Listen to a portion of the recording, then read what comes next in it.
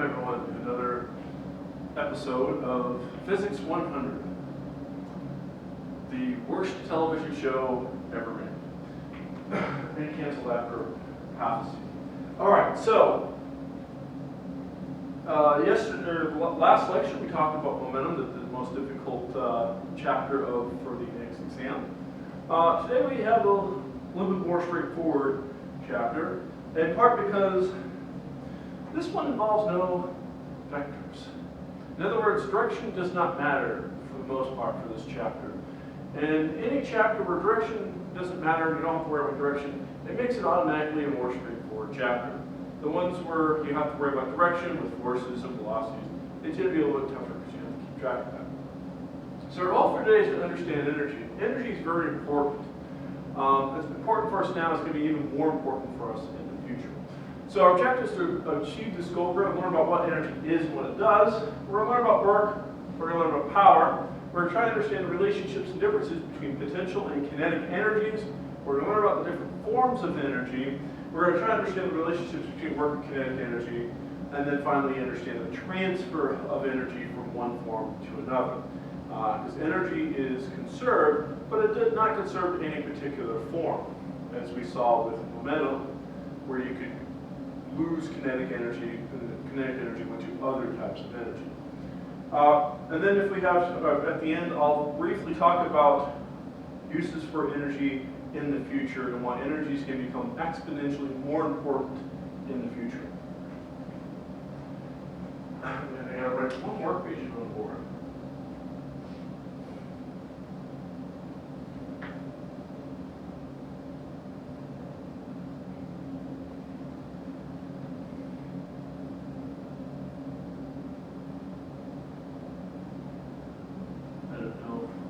I set the camera up well enough to be able to see it all the way down there. Okay.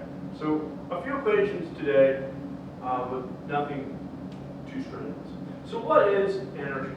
Well, energy is what is required to do a lot of things. It's required to put things together, required to take things apart. We use it to heat, we use it to cool, we use it to move things, to build things, to power our lights, our computers, our cars, our industries, our airplanes, and everything. Everything requires energy. Even we require energy, which of course we do in the form of food. So everything requires energy. Without energy, nothing could ever happen. So one way of measuring transfers of energy, because every object has a certain amount of energy, in order to change it, you have to transfer energy. One way to do that is by using work. So work is a form of energy. Now, the units of energy are joules. Now, there's an easy way to remember that, because energy is money. Joules cost a lot of money, therefore energy is joules, although it's not quite spelled the same.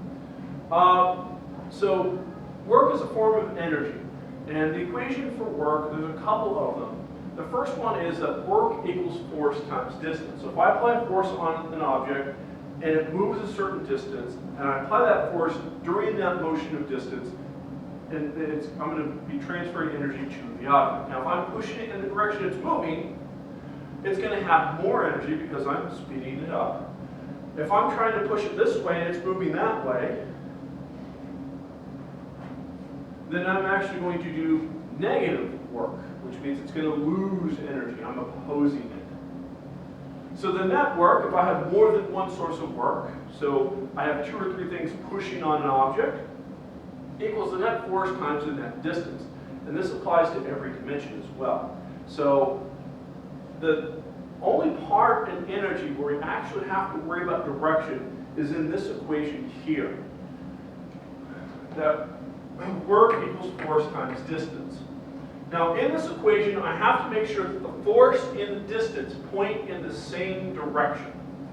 Any part of the distance that doesn't point in the same direction of the force, I either have to do a conversion, convert backwards to a negative forwards, or if I have perpendicular direction, so I have a force upwards and I move it sideways, then no work is done. So I repeat, work is only done if the force is in the same direction as the distance. If they're opposite, then I have to change it to point in the same direction. In other words, forwards times backwards is -1. Forwards times forwards is +1. And forwards times up equals 0. I know that sounds strange, and some of you taking a calculus-based class probably are seeing some word right now that I'm not allowed to say, because that's math that we're not allowed to do in this class. But you see where that comes from. So you got to make sure the force and distance point in the same direction. So pick a direction and put everything in that direction, and if it's perpendicular to that direction, then you ignore it because it won't do work if I have a distance in this direction or a force in this direction, or forces and distances in different directions. All right, again, the units, work is force times distance, newtons times meters. A newton meter is equal to a joule. A joule. All right, so there are other energy units that are not physics energy units that you're familiar with, probably some of them, and some of you probably have never heard of in your lifetime. Most people haven't. Joules are physics units of energy. Watt hours are more US units of energy. Kilowatt hours, which is 1,000 watt hours, is what your electric company uses to charge you for your electric. BTU, British thermal units, are more used with gas, although they actually charge in what are called therms, which are 100,000 BTUs. So if you run your furnace in the winter, the gas company charges you on the therms that you use. And of course, most of us are familiar with calories. Well, one of the two versions of calories, that is, that we eat and then burn the energy. This class will mostly use joules, although occasionally we will use kilowatt hours if we're dealing with electricity. Just because that's what your power company charges you for. I'm actually going to skip this one. It's not a very good one. Actually, let's change it. Okay. I'm going to change this a little bit so it actually makes more sense, because as written, it doesn't quite make sense. So let's assume that I have a giant box, and I apply a 700 Newton force in the forward direction on the box, and I slide the box 3 meters. How much work have I done on the box? So we'll change the problem up a little bit so it's a little more straightforward. So go ahead.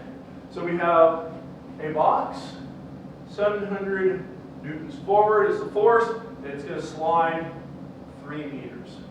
All right, go ahead and calculate the work. This is a level 1 problem. Go. Oh, you're done already?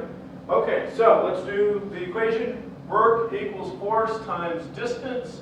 The force is 700 newtons forward. The distance is 3 meters forward. Now, you don't have to put direction to distance, but remember in this equation, you have to make sure that this distance and this force point in the same direction. And so now we just do the math, and we get 2,100 joules. Now notice that the joules does not have direction.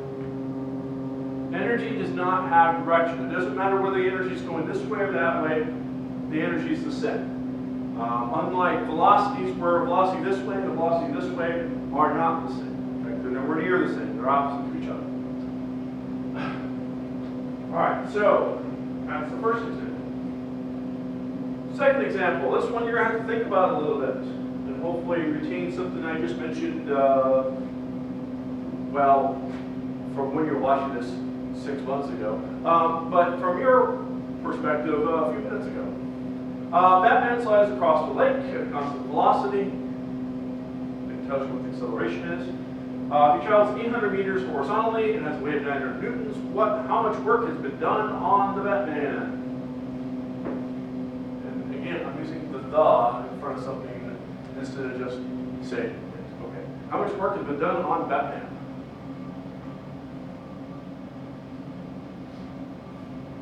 Alright. If you're calculating at this point, you're doing it incorrectly. Let's think this one through. What direction is the force? It's down.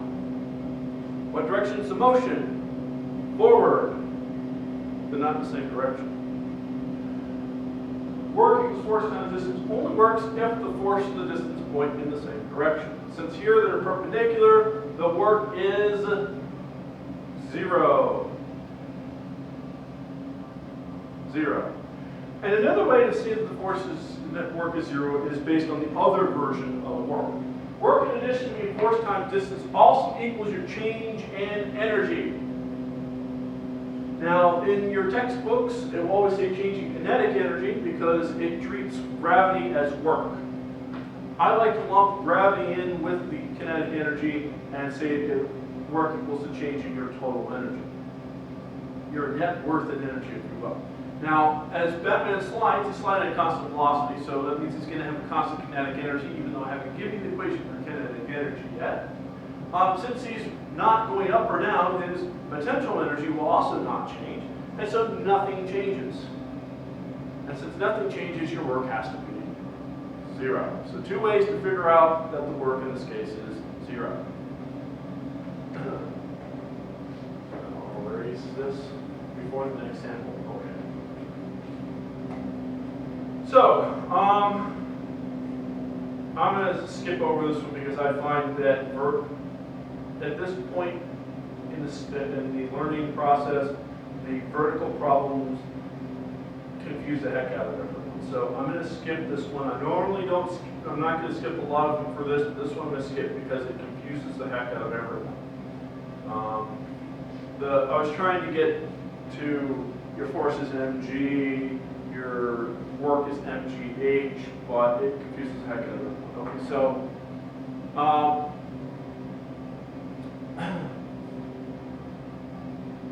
So let's do this one.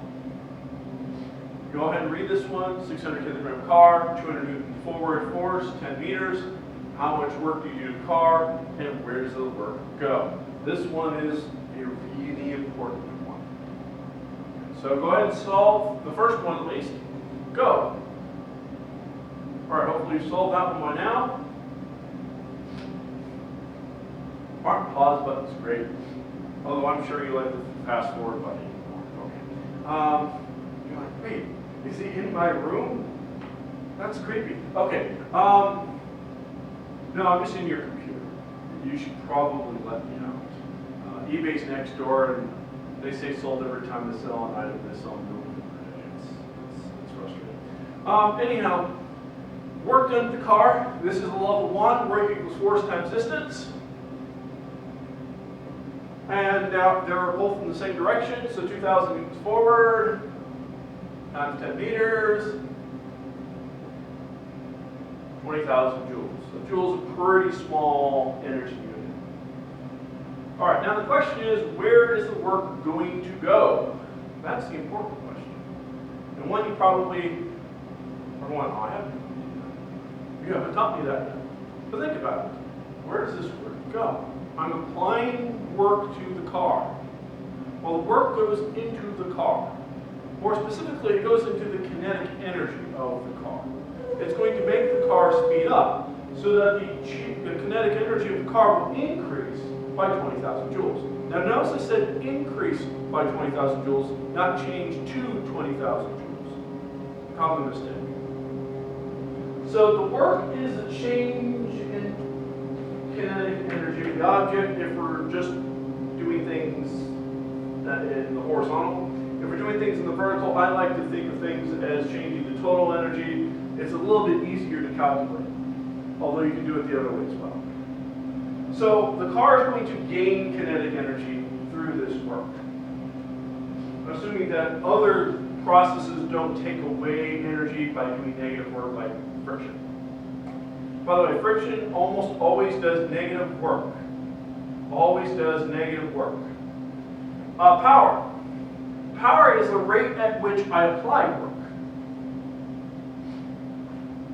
So the more power you have, the faster the work can be done. Power equals work over time, which means it's the change in energy over time. I just didn't put the change on the power point. So the faster you do work, the more power you're providing, the quicker you can get something up to a certain amount of energy. The units, power is energy per time, which is a joule per second. A joule per second is otherwise known as a watt. So you probably have heard of a 60-watt light bulb. If you have a 60-watt light bulb at home, you probably want to replace it with a 13-watt fluorescent. More on that in just a moment. All right, so now this one's a vertical one. We'll ignore gravity kind of a little bit for this one. Gravity will do work here too, but we're just going to look at the forklift. So, forklift generates a force of 2,500 newtons, lifts a bundle up a distance of 1 meter in time of 2 seconds.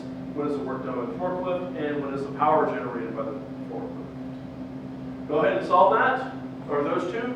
Go.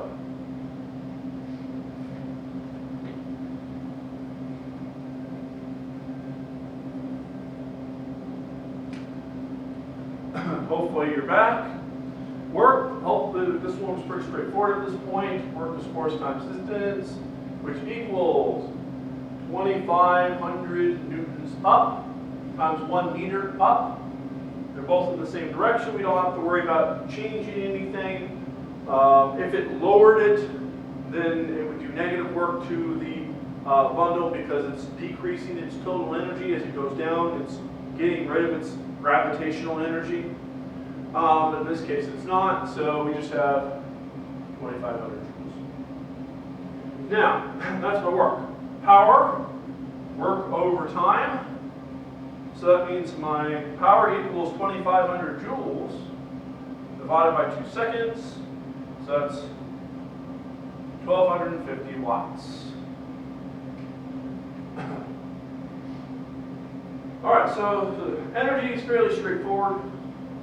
A lot easier than momentum. Momentum is painfully hard to find out. Okay, so at this point, if you're taking my class, you've spent some money on the class, it's time for me to help you save that money back. And if you're just randomly surfing YouTube, hey, bonus. And if you're a cat, well, you probably don't understand anything I've said to you, so I'll just say plain pancakes need no syrup. Okay. I don't know why I said that. Okay, so let's look at an incandescent light bulb. Now these are the older fashioned light bulbs that look like this. And usually they're 60 watts. They have a little metal filament inside that heats up to 3,000 degrees and produces a little tiny bit of optical light. And by a little tiny bit, I mean like 1% of the energy. So let's examine how much it takes to run one of these light bulbs per day. So I want you to think about this. How many of these type of light bulbs do you have at home? How many of those do you run for at least 10 hours per day?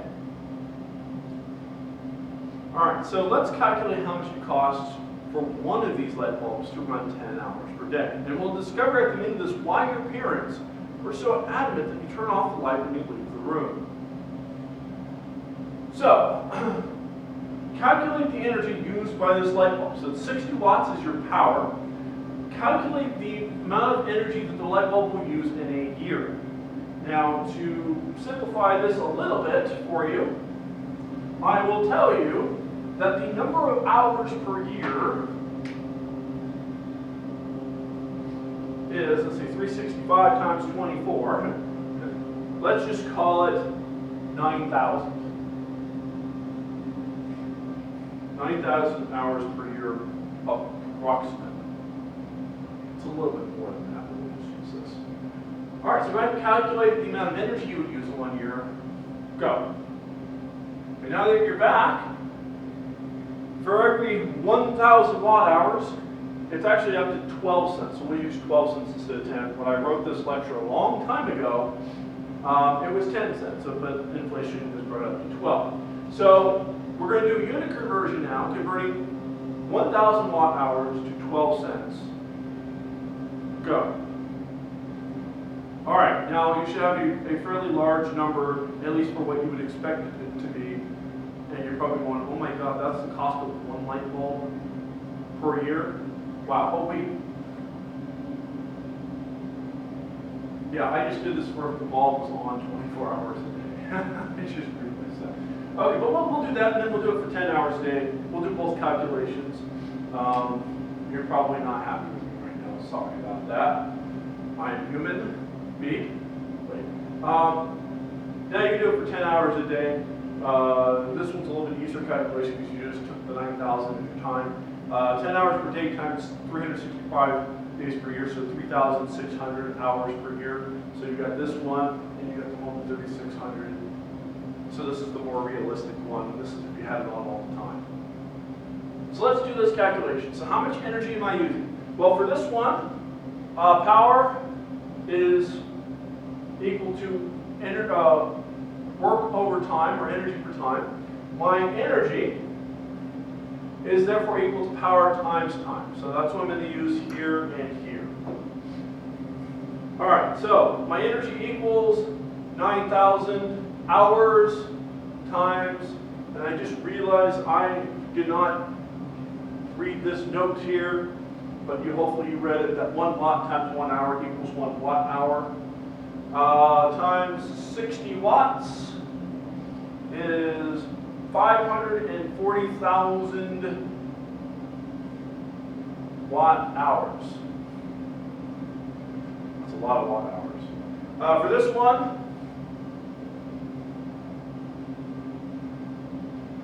and we get about 216,000 watt hours. So a little bit less. Now, we're going to do a conversion. We take our number,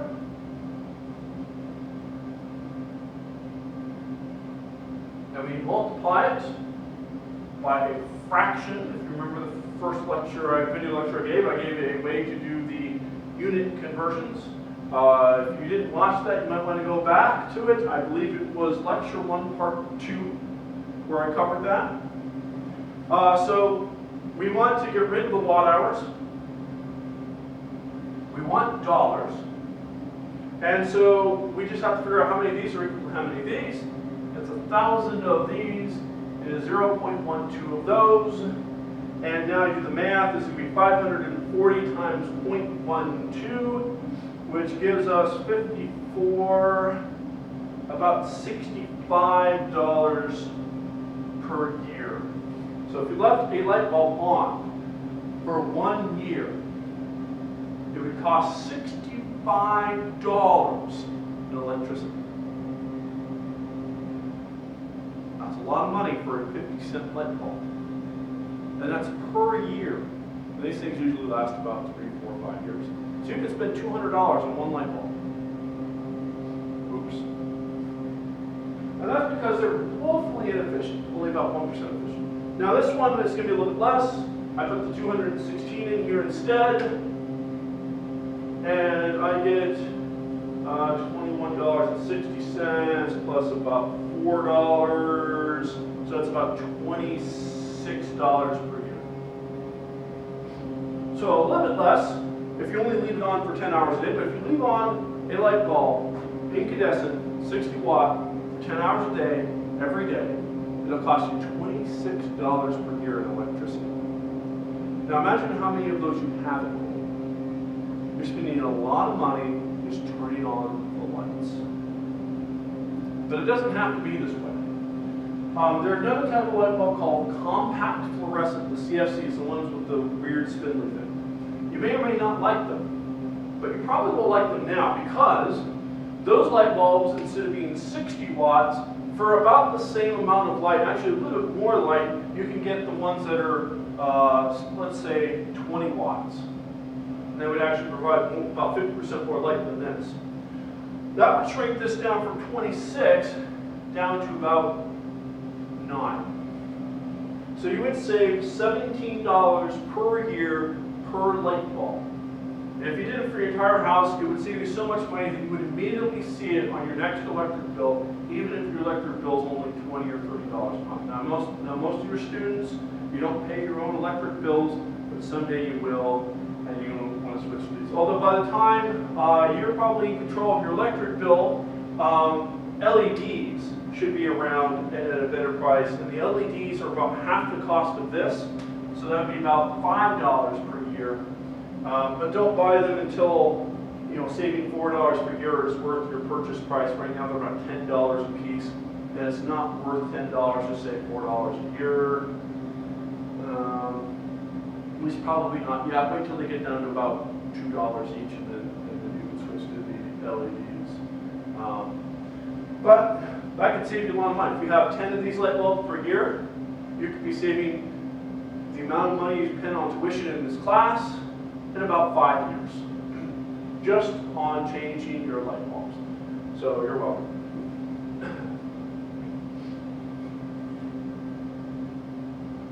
All right, so I just covered that.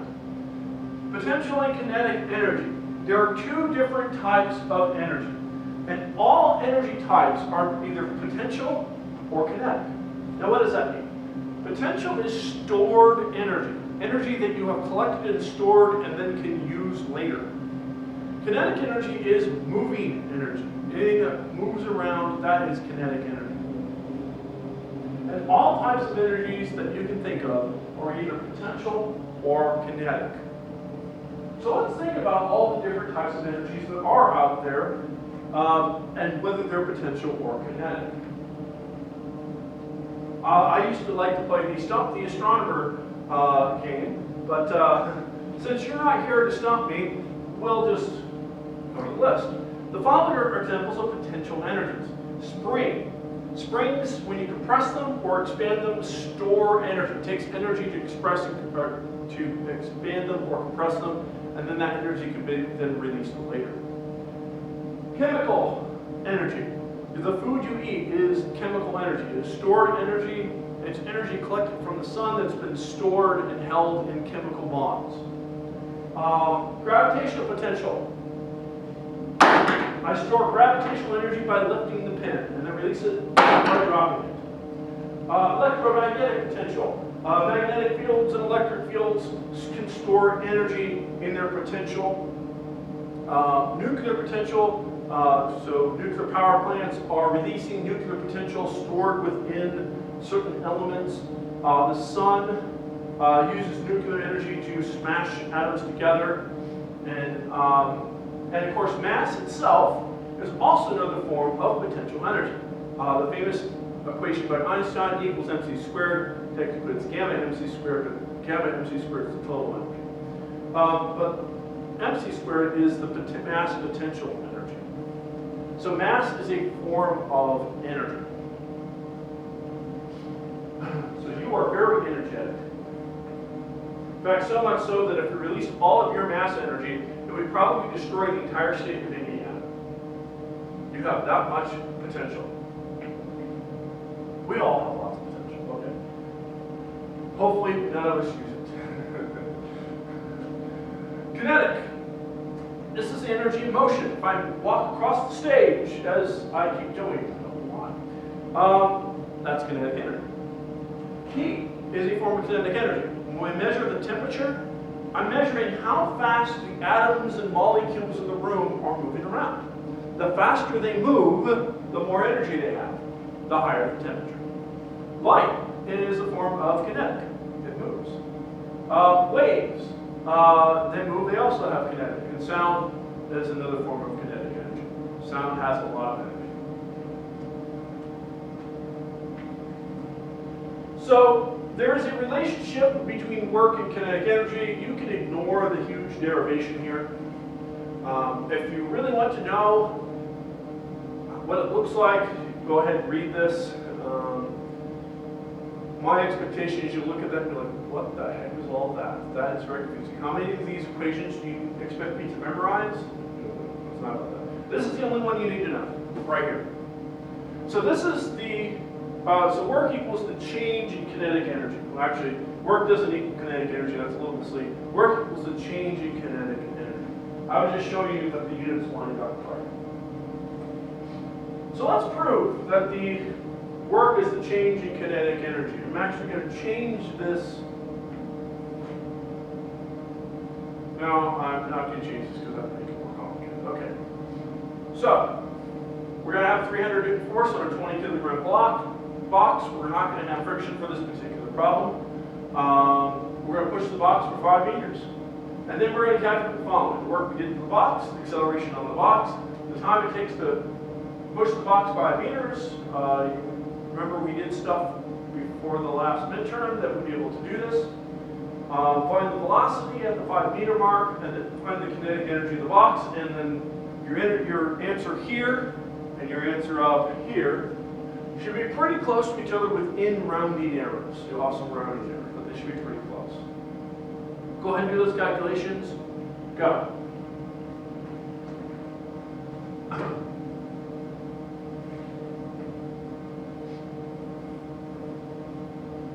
Now, if you're hoping for a bit of advice, the first one should be pretty straightforward. The second one should be fairly straightforward. This one is a little bit tricky, but since we don't have an initial velocity, you're going to have to take a square root. I'll give you that hint.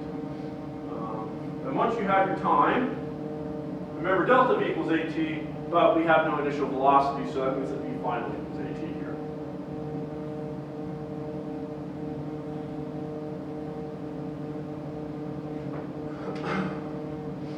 All right, so let's calculate. Hopefully the first and last questions you got something similar. So work. Force times distance. 300 newtons forward. Times 5 meters forward. 1,500 joules. Okay. So now what we want to prove is that the box's change in kinetic energy is in fact going to be 1,500 joules. And since the box started at rest, 0, that means that we expect its final kinetic energy to be 1,500 joules. But let's use a motion problem to prove this so that we don't have to do it this way ever again. All right, so acceleration of the box. Acceleration equals F over m. F equals ma, so I just divide by m.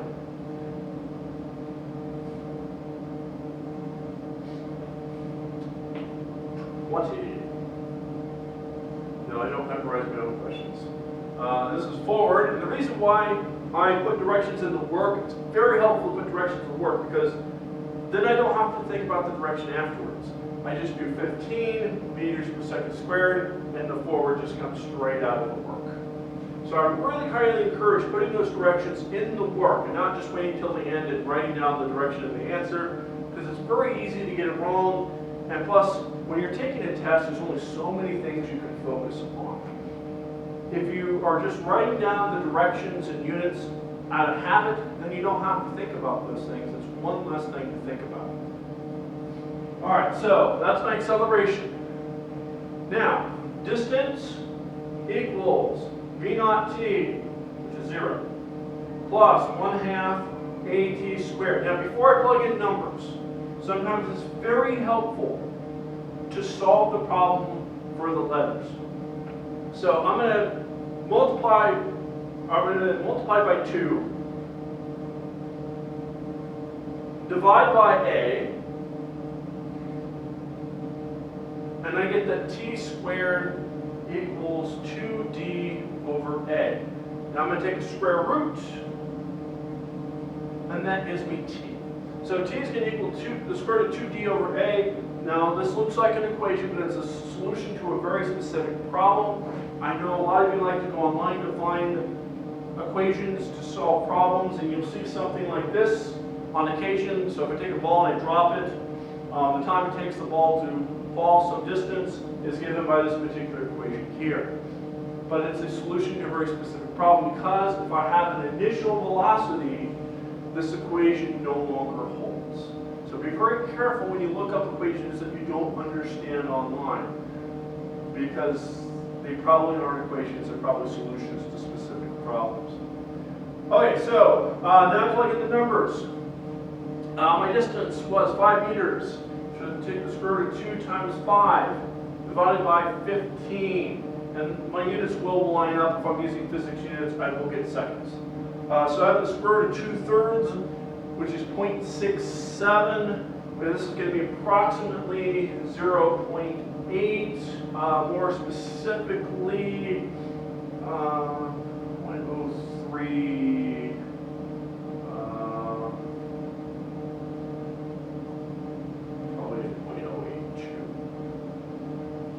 trying to do math without math. Okay. Seconds. All right. So, now that we have the time, we can find the final velocity. V final minus V initial, which was 0, equals acceleration times time, which is 15 meters per second squared forward, times 0.82 seconds. And so my final velocity is going to be about 12.3 meters per second forward. Now, find the kinetic energy. Now the great thing about kinetic energy is we're multiplying velocity times velocity. And that means even though the velocity has a direction, the direction is going to be the same. So it's forward times forwards. And forwards times forwards equals 1. So we don't have to worry about direction in the kinetic energy equation. We do have to worry about it a little bit in the work equals force times distance equation, because again, you need to have those two in the same direction. But here, that's the same value, so it'll be in the same direction. So I have 1/2 the mass, which was 20, times 12.3 meters per second forward squared. This is 10, and then 12.3 squared is 144 plus, let's see here, 0.3 times 12 times 2, it's 7, so we're looking at about 150. So 10 times 150 is 1,500 joules within rounding errors, and lo and behold, this and this are in fact the same. I'll leave it to you for an exercise. It's a little bit trickier math. It requires a quadratic equation, so if you're in my Physics 100 class, it is beyond the scope of the class. But if you're taking a class, trig or calc-based class,